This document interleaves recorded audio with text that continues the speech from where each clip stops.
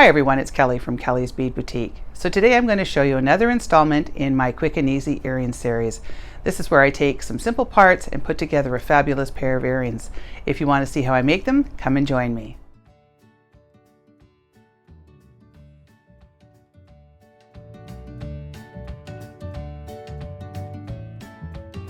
Alright, so to make my earrings today, the tools I'm going to be using are a pair of flush cutters, round nose pliers, chain nose pliers, bent chain nose pliers, and we're going to be using a Sharpie as a mandrel.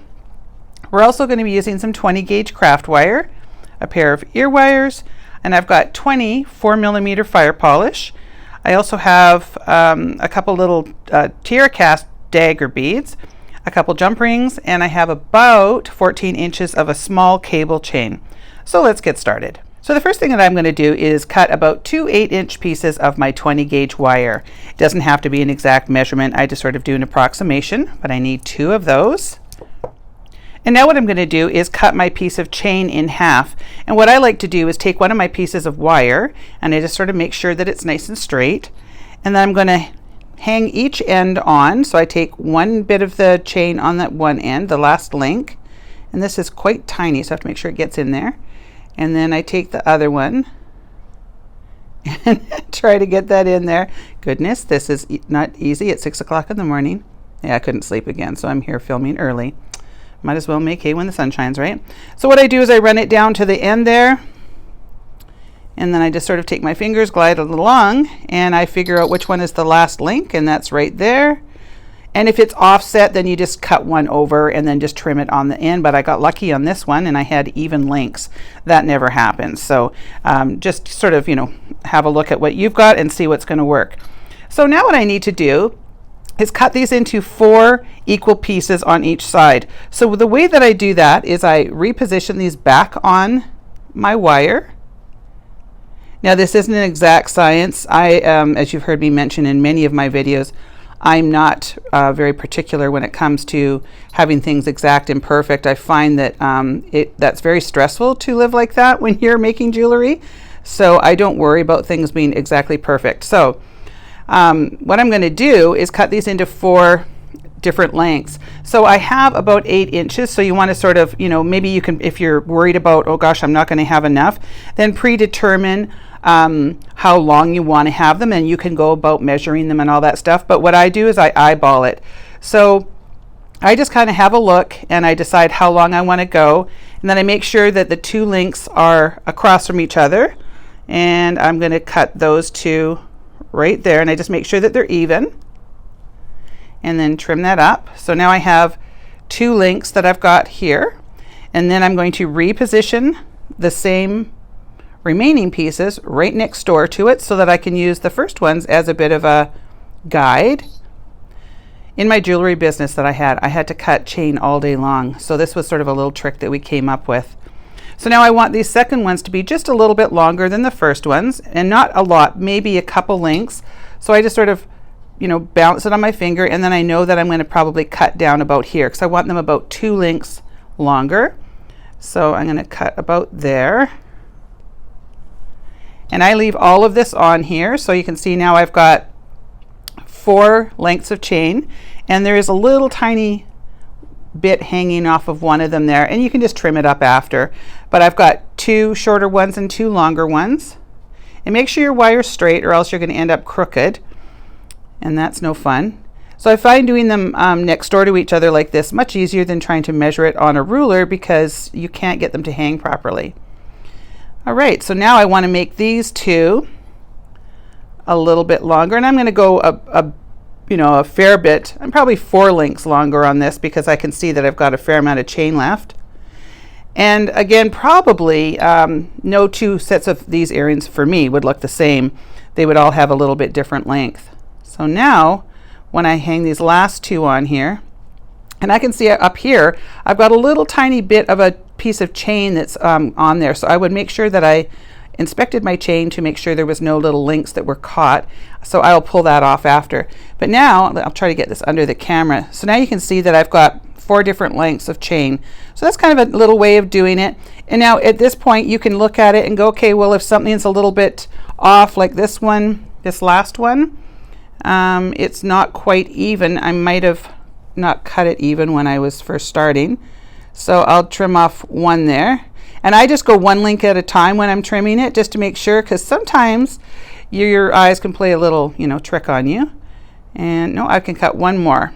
So this is how I cut chain. I find it an easier way of cutting instead of laying it down flat. So there we go. So now we have our 4 different lengths of chain. So the next thing that I need to do is to take my jump ring and place it through my little dagger charm there. I like to get myself all sort of situated before I get started, make life a little bit easier. So I'm just going to place my chain nose plier on one side of the jump ring and my bent chain nose on the other, and just rotate and open that up. And I'm going to run it through my charm. I just flip that over, and then I just push back. And now if it doesn't close up, I just sort of make it close, and then I just sort of jiggle it to get it in there perfect. You want to make sure that you take the time to close up your jump rings nice and tight. Okay, so now I'm going to line up my chain on my piece of wire here. So I'm going to take the shortest one and pop it on first, and then I'm going to take the longest one and pop that on next. And I have no reason for doing that. That's just kind of what I'm thinking is going to look, good. And then I'm going to put my dagger charm on. And then next, I'm going to take my second to longest one, and then my next shortest one. And then I just have a little look and see if I like it. Now, I'm not sure if I like that one piece of chain being that much longer, so I can always trim them up after, but I'm just going to get this positioned on here for now. So now what I need to do is bring this down to the middle, and then I sort of give it a little bit of a curve. And the only reason I'm doing this is so that the beads don't slide off when I pop them on here. So now I am going to put on 5 of my 4mm fire polish on one side, and then I'm going to put 5 beads on the other side. So I'll get those on and I'll be right back. All right, so I have everything positioned on there, and now what I'm going to do is start to form it around into a little bit of a loop, and I'm going to place my Sharpie on there. And now I'm going to form this around nice and snug. So I'm pulling up on the wire and pushing the beads down at the same time. It's really important that we don't have any gaps in this wire. So I'm going to spend a fair amount of time making sure that there's no gaps and getting it into a really nice complete circle there. So now once I have these formed, I'm going to just sort of crisscross that over to keep that nice and snug. And now I'm going to take from the back one and I'm just going to tilt that up. Get that nice and straight there. And now I want to take this top one and I want to wrap it around nice and tight like this. Just kind of pull snug, making sure that you don't have any gaps. And I only want to go around maybe one time, but it has to be locked in there nice and snug. So you just kind of have to pull that around. You could go one more if you wanted to, just for good measure, but you want to make sure that it's nice and neat in there. You don't want to have any bulging wires in there. So now I'm going to come and take my cutters and I'm just going to trim that wire off. And I have a little bit of extra wire that it ends up being thrown out, but I find it much easier to grab to pull around if you have a little more wire than a little less. So now it doesn't have to look perfect because we're going to be covering this wire up, but there is a bit of a burr there. So I'm just going to gently tuck that down so that there's no sharp edges.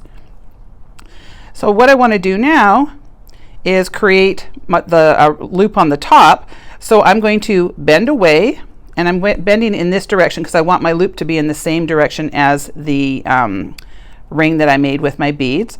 So I'm going to take my round nose pliers, and I don't want a super huge loop, so I'm just going to kind of tuck that in there, and I'm going to go up and over and down, rotate my pliers, pull this off to the back. And now you can see that loop is really off-centered, so I'm just going to pull it up until it's sitting right up on top. And then you can kind of readjust that arm, but you can see it readjusts that whole thing there. And now I'm going to come across the entire loop, and I'm going to wrap a few times just to kind of cover that up that I made there, the little mess I made. And now I'm going to bring that back up to the top. So this is a messy wrap, so it doesn't really matter how it looks. I still have yet to be able to create a real true messy wrap. It's kind of, I still have them looking fairly decent, but that's kind of the way I go. Okay. So now what I do is I just kind of get that all positioned. And now I'm going to put it back in my mandrel and make sure that everything is shaped nicely. So I just kind of give it a little squish, make sure it's all shaped nicely, and there we have it. So now with all my manipulating around, things get kind of pulled around. So I just sort of tuck them back in there. There we go. Just kind of pull it around there. So now I'm going to place on my ear wire. So I come across the little loop of the ear wire and bend that up. Place that in the loop and close it shut. And there we go. So I'm just going to repeat the other side and then I'll be right back. So there you go. There's our 2 pairs of Picasso dangle earrings. I'm going to have them both in 2 different colors and 2 different colors of metal. So if you prefer the antique brass, you can switch to that color. If you prefer the silver, you can switch to that color. I really think these are kind of fun. You can see that on this one I made a little bit of a longer length in the chain, and this one I cut it a little bit shorter. We'll give you lots of chain so that you'll have lots of flexibility and do whatever you like. So I will have a kit available below, so you just pop down into the description box and that will take you directly to my website and you'll get to choose your options. So if you enjoyed this video, please make sure to give it a thumbs up, make sure to leave me a comment, and if you haven't already subscribed, please subscribe to my channel. Thank you so much for watching, and we'll see you on the next one.